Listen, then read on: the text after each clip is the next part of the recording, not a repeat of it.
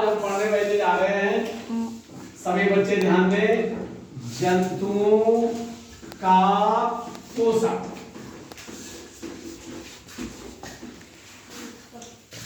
क्या पढ़ोगे? जंतुओं का पोषण। क्या आपने देखा है जंतुओं का पोषण? ये हम लोग क्या करते हैं? चारा का बात। देखिए, शरीर के विकास के लिए, बढ़ने के लिए हमें क्या जरूरत है? भोजन। भोजन की जरूरत है। अगर हम भोजन नहीं करते हैं तो हमारे शरीर का विकास नहीं होगा।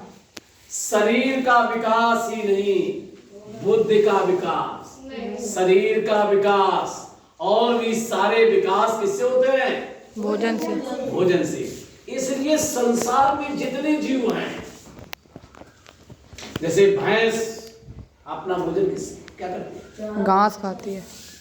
कुछ जीव जीव को ही खाते हैं, देखा है? हाँ। बड़े जीव छोटे को खाते हैं। बहुत से जीव कीड़े मकोड़े मकोड़े खाते हैं।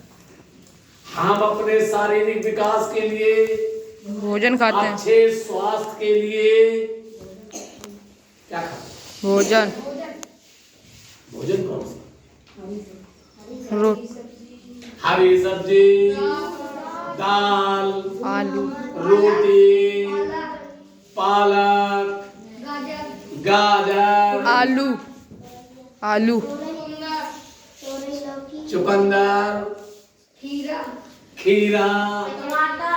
टमाटर, ये सब क्यों खाए? ये सब खा क्यों रहे? क्या कोई बता सकता है? क्या हम सिर्फ टमाटर ही खाते रहे? ऊब जाइए।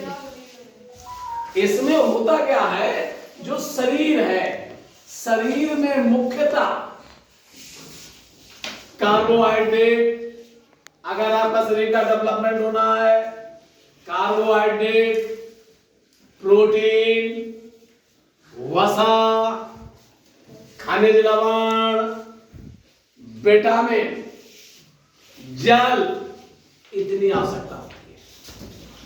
अब मान लीजिए हम वो भोजन खाएं जिसमें कार्बोहाइड्रेट होता है, और कार्बोहाइड्रेट की चीजें खाएंगे तो वो शरीर को ऊर्जा प्रदान करता है। क्या प्रदान करता है? ऊर्जा। तो अगर शरीर में ताकत चाहिए है, ऊर्जा चाहिए है, तो हमें क्या खाना है?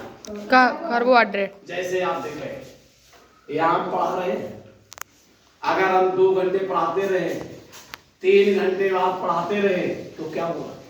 ऊर्जा खत्म हो थक जाएंगे। थक क्यों जाएंगे?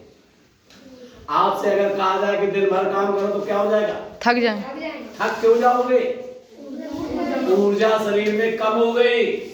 फिर ऊर्जा जब कम हो जाएगी तब क्या करेंगे आप? भोजन खाएंगे। भोजन करेंगे, शरीर को पुनः ऊर्जा मिल जाएगी, आप फिर काम करने के लायक हो जाएंगे। तो देखिए, कार्बोहाइड्रेट शरीर को ऊर्जा प्रदान करती है। शरीर को क्या प्रदान करती है? ऊर्जा। प्रोटीन क्यों खाते हैं? स्वास्थ्य। इससे हमारी ऊतकों का विकास होता है, शारीरिक विकास के लिए। ऐसे विटामिन से रोग नहीं होते हैं। अगर आपके शरीर में सभी विटामिन जाएं तो विभिन्न प्रकार के रोग नहीं होते हैं। खनिज लवण, ये भी जैसे हम पढ़ाया करते हैं, खून बढ़ाने के लिए आयरन। एक गले का रोग होता है, अगर कमी हो जाए आयोडीन की कमी से, कौन सा रोग होता है? घेंगा रोग। इस प्रकार से शरीर की वृद्धि के लिए, लेकिन आपने कभी ये गौर किया है, इतने लोग जैसे चावल है, चावल में कार्बोहाइड्रेट है, सीधा चावल खा ले, हम इसको पकाते क्यों? जब कार्बोहाइड्रेट है भाई जी, तो हमें सीधा खा लेना चाहिए था चावल। ये पकाने का, गैस लाओ, पकाओ, या सब्जी लाए, हमें आलू कच्चे खा लेना चाहिए। ये क्यों पोषक होता है? क्या कोई बता सकता है? स्वाद के लिए या रोटी आटा लाए सीधा पानी में घोरते पी जाते। ये सब क्यों होता है?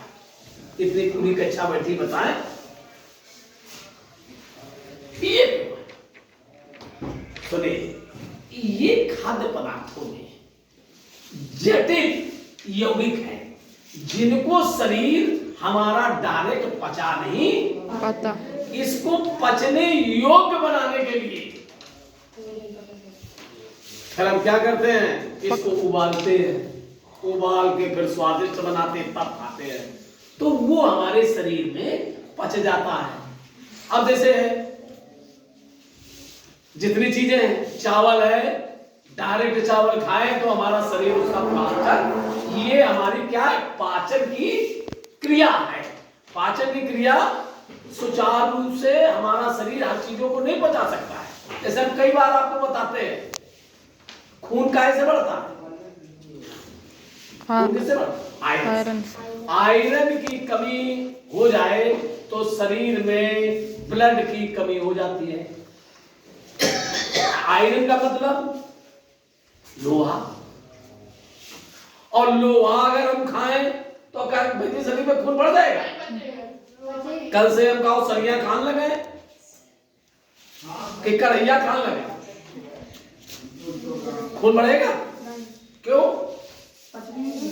हमारा वो पाचन हो ही नहीं पाएगा।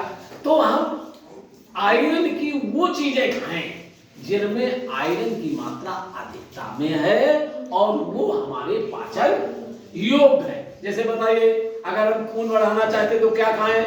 हरी सब्जी, मतलब अनार, पालक, चुकंदर, बथुआ, चना का साग, इन चीजों में आयरन, जैसे अनार, इसमें भी आयरन पर्याप्त मात्रा में है।